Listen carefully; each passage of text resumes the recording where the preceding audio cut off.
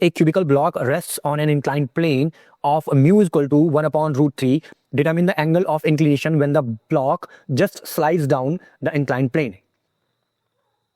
तो जैसा कि हमको पता है mu is equal to coefficient of friction. And दूसरी चीज ने हमसे हमें दी हुई है एंगल ऑफ इंक्लिनेशन. तो हम यहाँ पर पहले ये समझने की कोशिश करते हैं कि एंगल ऑफ इंक्लिनेशन क्या है.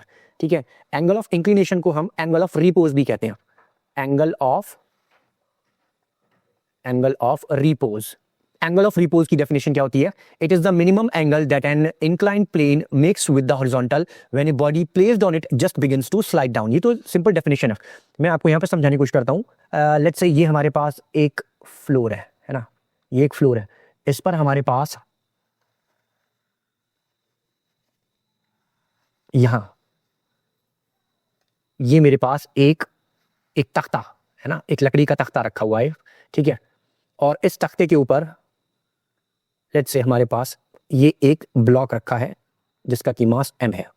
ठीक है, अब मैं क्या करता हूं कि इस तख्ते को ना मैं एक तरफ से इस तरफ से ऊपर उठाने लगता हूं, ऐसे करके है ना, ऊपर उठाने लगता हूं. तो क्या होगा? लेट्स से थोड़ी देर में मैंने इस तख्ते को थोड़ा सा ऊपर ऐसे करके ऐसे उठा दिया.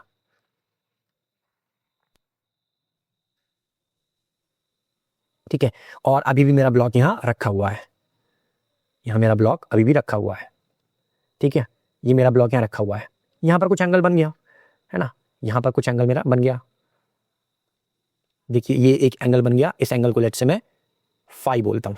अभी ये ब्लॉक यहां पर स्लाइड डाउन नहीं हो रहा, अभी ये यहीं कहीं रखा हुआ है. मैंने इसको और थोड़ा उठाया, इस तख्ते को मैंने और ऊपर की तरफ उठाना शुरू कर दिया. ठीक है, तो थोड़ी देर में क्या होगा?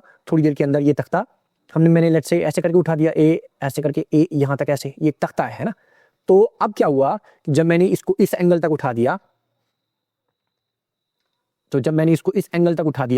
तो ये जो मेरा ब्लॉक है ये नीचे स्लाइड डाउन होने लग गया. तो जिस मिनिमम एंगल पर ये स्लाइड डाउन होने लग गया, अब मेरी बात तो जरा ध्यान से सुनिएगा, जिस मिनिमम एंगल फाई पर ये नीचे स्लाइड डाउन होने लग गया, उस एंगल को हम कहते हैं एंगल ऑफ रिपोज. ठीक है, तो जिस मिनिमम एंगल पर ये ब्लॉक नीचे की तरफ स्लाइड डाउन होने लग गया, उस मिनिमम एंगल को हम कहते हैं एंगल ऑफ रिपोज या एंगल ऑफ इंक्लिनेशन. ठीक है, तो ये तो हमारा हुआ एंगल ऑफ इंक्लिनेशन. अब यहां पर हम इसको थोड़ा और आगे समझते हैं. ये एक हॉरिजॉन्टल है, एक हॉरिजॉन्टल प्लेन है. ठीक है, यहां पर ये एक इंक्लाइन प्लेन है, ये एक इंक्लाइन प्लेन है, और यहां पर इस पर ये एक ब्लॉक रखा हुआ है. ये देखिए यहां पर इस पर एक ब्लॉक रखा हुआ है. ठीक है, सो लेट्स से ये फाई एंगल पर नीचे सरकने लगा, ये फाई एंगल पर स्लाइड डाउन करने लगा. ठीक है, अब देखिए हम इस पर डिस्कस करते हैं कौन कौन से फोर्सेस लग रहे हैं. तो देखिए इस ब्लॉक पर एक फोर्स तो mg नीचे की तरफ काम कर रहा है, mg. ठीक है, और ये जो तख्ता है, ये जो प्लेन है, ये जो सरफेस है, ये सरफेस इस ब्लॉक पर एक ऊपर की तरफ नॉर्मल रिएक्शन लगाता है. याद रखिएगा mg और r के बारे में ये खास बात है कि mg हमेशा किसी ब्लॉक से परपेंडिकुलर है ना, हॉरिजॉन्टल के परपेंडिकुलर लगेगा. देखिए यहां पर ये हॉरिजॉन्टल के परपेंडिकुलर है. ठीक है, अच्छा मैं यहां लिख देता हूं mg.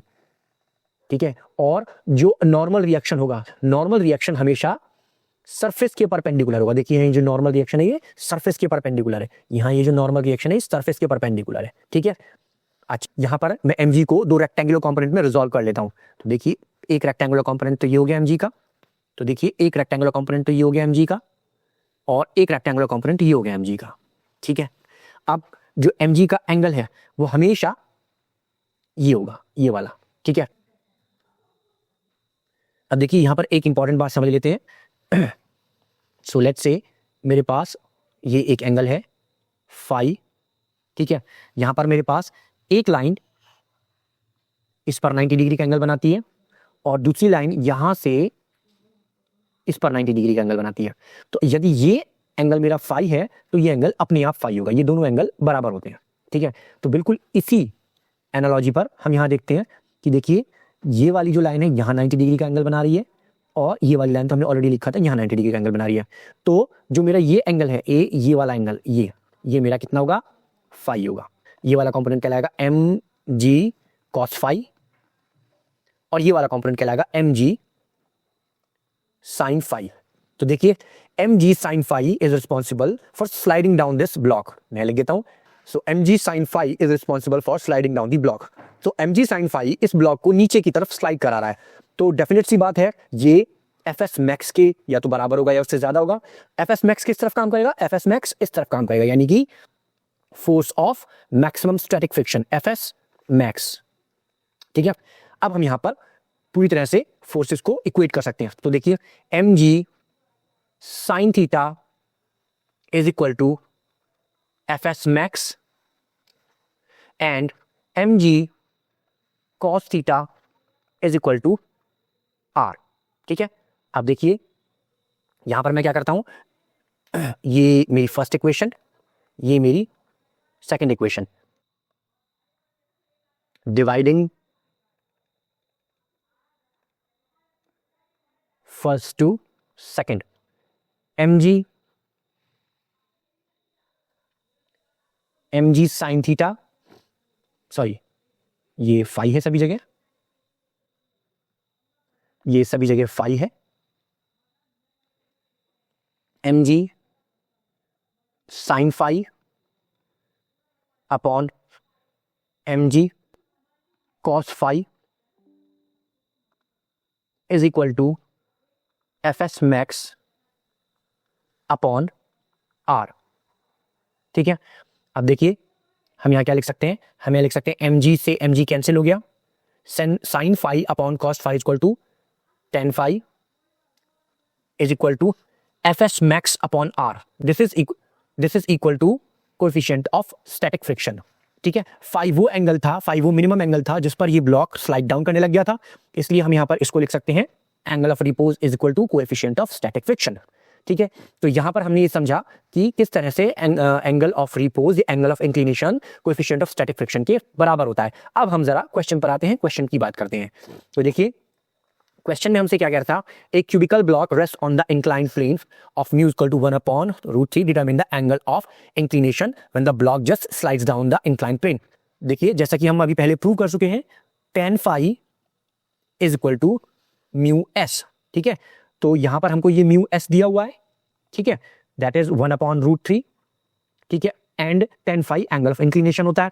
ठीक है, तो tan फाई, अब हमें यहां पर फाई फाइंड आउट करना है, तो phi is equal to tan inverse 1/√3, यहां पर फाई आ गया 30 डिग्री। तो होपफुली आपको ये सारा कंसेप्ट समझ में आया होगा। अगर आपको ये कंसेप्ट समझ में आया हो, ये क्वेश्चन समझ में आया हो, तो मेरे चैनल को सब्सक्राइब कीजिए, मेरी वीडियो को लाइक एंड शेयर कीजिए। Thank you for watching.